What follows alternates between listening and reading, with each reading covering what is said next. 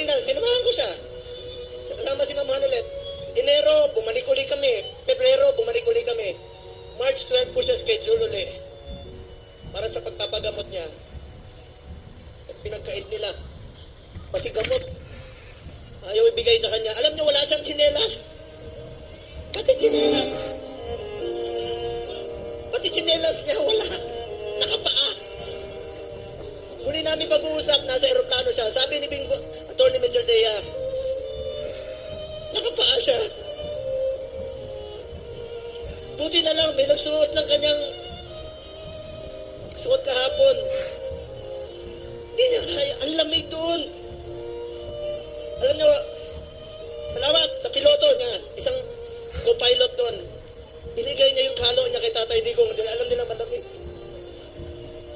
Binaba siya sa stretcher, mag-isa siya. Hindi alam ni Atty. Mejaldea, saan siya dinala.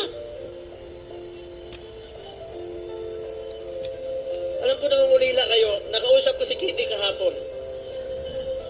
Alam niyo, bilib ako kay Kitty. Sa murang edad na 20, dapat hindi siya kasama sa politika. Dapat nag-aaral siya ngayon.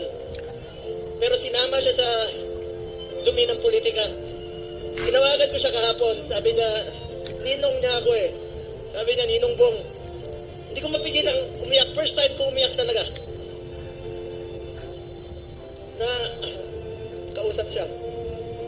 Sabi niya sa akin, Ninong, ikaw na muna ang tatay ko. Wala na akong tatay. Sa murang edad, pero matapang si Kitty ha. Sobrang tapang ni Kitty. Sabi niya, Ninong, be strong, be straightforward. Ito yung panahon na magkaisa ang Pilipino. Magkaisa tayo para kay Tatay Digong. Nakikiusap po ako, manginahon po tayo. Wag po tayo